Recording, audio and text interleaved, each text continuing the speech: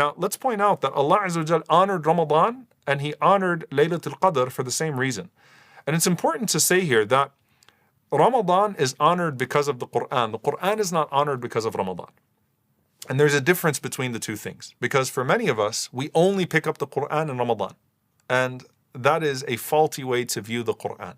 The month of Ramadan is special because Shahru Ramadan alladhi unzila fihi al-Quran. It is the month in which the Quran was revealed.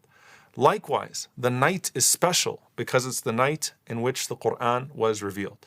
It's important to also point out that the Prophet ﷺ said in an authentic hadith that all of the revelations came in this month of Ramadan, coincided with this month of Ramadan. So the Suhuf of Ibrahim ﷺ, the scrolls of Abraham, were sent on the first night of Ramadan. The Torah was revealed on the 6th of Ramadan. The Injil was revealed on the 13th of Ramadan. The Zabur was revealed on the 18th of Ramadan, the Psalms of David. And then the Quran was revealed on the 24th of Ramadan.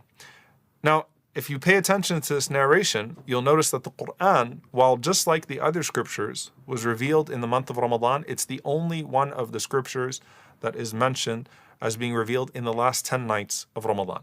So, what does this mean for us? What does the descent of the Quran mean? The scholars say that it has one of two meanings, or both. When Allah Azza wa Jal says that Inna anzalnahu, that we descended it, we revealed it on Laylatul Qadr. The first opinion is that Allah Azza wa Jal revealed it to Bayt al-Izzah, which is the house of glory, in written form from Al-Lawh al-Mahfuz, which is the preserved tablet of Allah subhanahu wa ta'ala on that night. So Allah Azza wa Jal transferred it to what is Bayt al-Izzah, a home of glory, to house the Quran from what was the decreed tablet, or Al-Lawh al-Mahfuz, the preserved tablet. And that is the opinion of many scholars. The second opinion is that it is ibtidat nuzulihi nabi sallallahu alayhi wasallam, that it is the beginning of the revelation to the Prophet sallallahu alayhi wasallam, meaning that it is the night that Jibreel alayhi salam came to the Prophet sallallahu alayhi wasallam with Iqra. And some of the ulama say that this is referring to that exact moment, and they use as evidence the fact that Al-Qadr is 5 verses, right? Surah Al-Qadr is 5 verses. And it was revealed, or it is the surah after Al-Alaq, in which the first 5 verses were revealed to the Prophet ﷺ. So let me make that clear, inshallah ta'ala. Let me be a little bit slower with that. Surah Al-Alaq was not revealed in its entirety to the Prophet ﷺ in Hira in the very beginning. It was the first 5 verses of Surah Al-Alaq. Surah Al-Qadr is 5 verses, and it's placed immediately after Surah Al-Alaq. And so if you see the tartib, if you see the placement of the surahs in the Quran as having a divine scheme, then clearly there's an indication that this is referring to what happened on that night. Okay? And I want to actually point out here, subhanAllah, that everything about Laylatul Qadr, from a visual perspective, falls into these 2 buckets. There is the completely unperceived, and there is that which is perceived in limited fashion. What do I mean by that? The descent of the Quran, there was a process of the descent of the Quran in the heavens that was completely unperceived by man. And then there is the descent of the Quran from the heavens to the earth to our Prophet ﷺ, which was perceived by others, but with limited ability, right? No one felt the full weight of the Quran except for the Prophet ﷺ. No one saw everything that was happening with the descent of the Quran, all of the angels coming with the Quran to the Prophet ﷺ. So when you're talking about the Quran, there's what's happening completely out of our perception, and then there is that which was perceived in the limited sense. When you think about the transfer of Qadr itself, the transfer of the divine decree, Laylatul Qadr, and we'll go into detail inshallah ta'ala with this, the decree comes from Al-Lawh al-Mahfuz, right? So Allah Azza wa Jal decreed, and He wrote down His decree already in Al-Lawh al-Mahfuz, in the preserved tablet. And then there is the transfer of that decree from Al-Lawh al-Mahfuz to the scrolls of the angels. And then that descends to us. So there's something that happens completely out of our perception.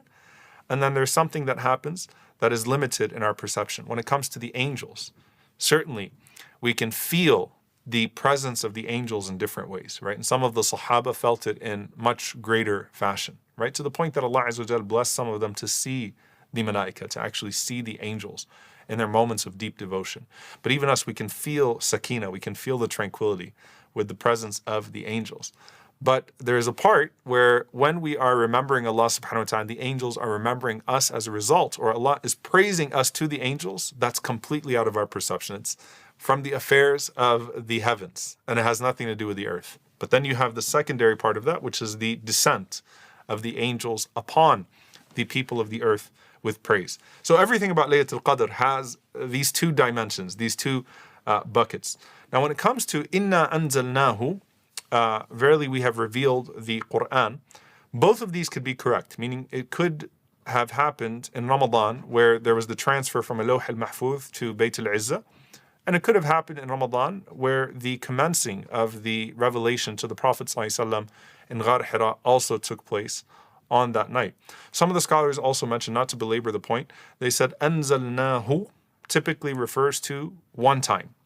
And we know that the descent from Lawh al-Mahfuz to Bayt al-Izzah was one time, but inna nahnu nazzalna dhikr, that verily we have revealed a dhikr, that takes place over time. And the revelation to the Prophet ﷺ, of course, was gradual, over 23 years, and not at a single time. So that's why the majority of the scholars, they say that Laylatul Qadr was the first revelation, the first descent, and it may have also been the second descent as well. So شهر رمضان الذي أنزل فيه القرآن إنا أنزلناه في ليلة القدر.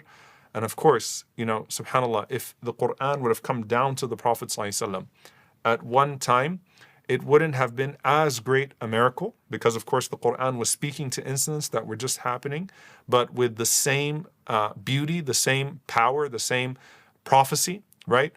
With absolutely no decline in the beauty and in the perfection of the words of Allah subhanahu wa ta'ala. So that's number one. Number two, it would have been too overbearing on the Prophet ﷺ. I mean, subhanAllah, the initial descent, just a few verses, look what it did to the Prophet ﷺ.